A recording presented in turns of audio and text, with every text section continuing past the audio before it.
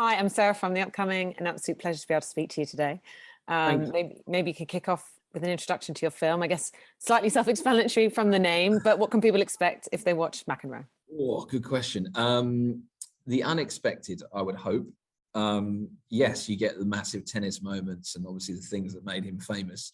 But I think you get the human, you get the emotion, you get the darkness, you get somebody that is trying to wrestle with unresolved grief, I think, and has spent his whole life searching for connection and maybe just about found it now. But like anybody, life is messy, and I think he's still working things out. So a very human story, I hope. Mm. And to play devil's advocate, there's already been a lot about the player, the bad boy of tennis, let's say. Both people know, of his antics kind of from watching tennis over the years. There's also been Borg versus McEnroe, the film, and In the Realm of Perfection. Yeah. But of course, this is, its own film. It's a different take. But how did you feel about entering into making a film about him when there is so much out there already? Well, I think with John, he'd never really done anything from his own voice. It's always people's opinions of him or what they thought about him or, their perspective of who he was. And there had never been anything really from John's perspective. So that was key, certainly for me. It was like, okay, well, it's much more of like a portrait of a character. Like that's far more interesting to me. Also, of course, like, for example, Realm of Perfections, I really love that film. I think it's great, but it's one, tournament. It's very focused on one sort of snapshot of him. And the other, obviously, Borg McEnroe film was kind of a dramatization very much from Bjorn's perspective. So for me, it was very much the first time that John is going to go, okay, this is me, and this is how I see me and my life and my mistakes and my flaws and, and my things I think I was right about, and so on and so forth, and trying to wrestle that into a cinematic journey for an audience of somebody that is probably one of the few remaining, icons of which there hasn't been a film about in that way. So that was certainly how I went at it. And I wanted to make it visually different as well, I guess. And of course, you're no stranger to sports films, documentaries. You've done Warriors, The Edge. So what might have helped you in your approach from experiencing those, and what was maybe completely different in this one? Good question. I think I worked with, like, certainly with The Edge and that kind of stuff, I've worked with pro sportsmen quite a lot. So I knew, even though they weren't of the stature of McEnroe, I knew that a certain way, I think, to approach pro sports people. And that is, for one, not take your ego in the room. I clocked with John quite early on. I felt that he needed clear communication and concise reasoning, but also, I wasn't competing with him, and I think that was important. So I took that from The Edge for sure. And I also took from The Edge, maybe, like, I could be visually bold, and a lot of people would like that and get it, because that's how I like to make films. I kind of don't want to just do the same old sports biopic. I want to try and push them in different areas, and sometimes it works, sometimes it doesn't, but that's fine. Like, I kind of wanted to be dynamic with it, and I felt that McEnroe was definitely the kind of character that would respond to that. I kind of felt ready for a kind of biggest film that I'd done so far, and really enjoyed the process, and sort of felt like it was challenging. Like, John is challenging in a lot of ways, but also I really liked him because I felt I knew where I stood. Like, if he responded badly or negatively to something, I would know about it. But if he didn't do that, then I'd just carry on. And it pushed me to be clearer as a director and communicate and have good reasoning for why I was making decisions, which I think made me better.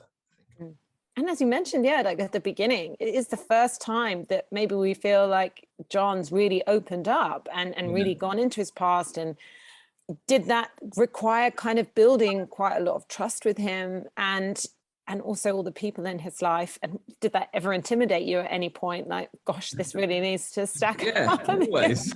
Yeah, always. It does. But, like, I also, like, that's the challenge, isn't it? I think that's, if you want to make films, those that are, for me, certainly with documentary, those are relationships are key to how you make a film. And I think you really need to like respect people that contribute to your films. I feel very uncomfortable with films that almost hoodwink contributors. I don't feel those are true or fair. And with John, I just wanted to present him as he was and as I found him, and the same with his family, and just be really genuine with it. And I think building trust is key to that, and having conversations like Zooming with John like this, you know, it was pretty weird and it can be intimidating, but once you slowly break that down, you know, you kind of, you have a responsibility to also make this film, you know, and that's what you kind of, that's the relationship you've entered into. So yeah, so it was challenging, and there, certainly with family, you feel a responsibility, or I do anyway, like that this is a living, breathing family with dynamics that you can't possibly hope to, in 100 minutes, do entire justice to. So the elements and themes that you pick, you need to try and be as fair and honest and heartfelt as you can. That's what I tried to be anyway, and empathetic. That's how I tried to make films. And you've got some incredible footage, which obviously spliced together with your, you know, your interviews. I mean, did you discover things that you hadn't seen? Because I felt like I'd seen some of the clips, but I didn't know if I had a full idea of just how much tennis players became rock stars in this time, and kind of, you know, how the paparazzi were treating them, and, you know, the partying side of it. Because I don't know if that, it feels like it's the sort of more prim and proper again now. So were you even surprised by going back and finding that footage and of him losing his temper on the court? And how do you even begin to decide what to actually put in the final film? Yeah, I mean, really good question. Again, I feel, yeah, I loved seeing all that footage for the first time. It's so evocative, particularly the stuff that was on film. With some of that we found, which hadn't been seen before, was in a vault in France. Some of the, like, his early days, like college and all this kind of stuff, on pristine film. It was just fantastic. So evocative. Borg, you know, like an absolute like supermodel, like it's ridiculous. So like, you know, all these characters, and that's what stood out for me. Obviously McEnroe was famous for outbursts, but they were all had their own like moments, and they all had their own personalities, and, you know, and I felt like the game or the sport felt so alive during that time. And I kind of grieve a bit for that in most sports, actually, because it's all very like corporate now and controlled, whereas these guys expressed emotions that maybe we couldn't, you know, at the time or whatever. They just brought their heart and soul to what they were doing. So that was really exciting for me. And yeah, we found even later in the film where I think we found the last ever bit of footage of John's dad where he's doing this interview, and it's only a small little bit. It was found in like a garage in France somewhere. Like this cameraman had it. But for me, just that little moment was so revealing. Just a few little words. It was so revealing of character. So it's those little things that you kind of live for, I think, as a documentary maker. Like, you're looking for those little moments of truth, I think, and whether it's in modern footage or archive, and when you find them, it's always quite special. And in terms of not shying away, I guess, if you want to say, sort of the darker corners of, you know, aspects of him as a person, his character, his past, how did you want to balance those things with, you know, also, you know, showing his achievements? And I guess in some respects, yeah, it can feel like almost, I guess, a therapy session for John, where he himself is still searching maybe for a complete answer of why he is the way he is, or what drove him to perform in the way he did, and then also have his downfalls. So I guess you, alongside John as a filmmaker, are also, you know, searching for that elusive answer. I think that's exactly, I mean, you're absolutely right. It does start to feel like an interrogation and a therapy session of himself while he's searching for reasoning, and he's searching for something. And like the heartbreaking bit for me is definitely he was searching for something from his father, and then he kind of never really got it. He didn't really know what that was, but he wanted it. And I like the fact that there is unresolved grief at the end. I like the fact that there's things unresolved, because that's life. And I think it would have felt really forced if it was just this perfect answer to who John was. I think part of why, or he is, I should say, part of why he's compelling to people is because there isn't there isn't really there's lots of answers and there's no answer, you know, like there's kind of all these different elements to what makes him who he is. What I like is that there is an element of him not wanting to make the same mistakes of not having that connection to his own kids, and really trying to make sure that he keeps that bond or repairs that bond. And I think his relationship with Patty is pretty key to that. I think he learns behaviour through her away. He learns what's acceptable and what isn't, and I think he's learning how to build those connections with people, and that's why he's kind of much happier, I think, now, if not entirely at peace. And I have to make mention of the soundtrack. So I was just speaking to Felix about it. So tell me a bit about working with him and how, you know, it really does add to kind of both the joyous moments and, you know, the sort of the rock star bits, and then the nightmarish feeling of being in that fishbowl of the tennis court, and also the suffocating nature of the paparazzi that at that point in his life were just kind of, you know, one of the things that prompted his downfall. Yeah, and the anxiety, I think, that he was feeling, and the lack of joy in things and all this kind of stuff, and the way his brain would work, and the hypersensitivity to noise and all this kind of stuff that was feeding into him. Yeah, I think Felix did a really beautiful job. Like, we worked on The Edge, the previous film, before, but this to me is such a big stride forward because it feels so cohesive. It feels really insightful to character and themes, but also has an identity to itself. It elevates the film. It feels like I can't really watch the film without it, in a way, because it feels such a key component, which is what exactly you want. You want every area to like lift it up. And I just think it brings a heart to John's story that maybe people don't expect, because they expect, yeah, like a punk band playing all the time, or, you know, they expect something that John likes or whatever it might be. And what Felix brings, I think, is something much more internal than that, and expressive, and yeah, heartfelt. And I think he's great to work with because he's such a creative, talented guy with a big heart, you know. And I think he understands grief, and he understands emotion. He understands all the themes that we were trying to get into the film. So yeah, great person to work with.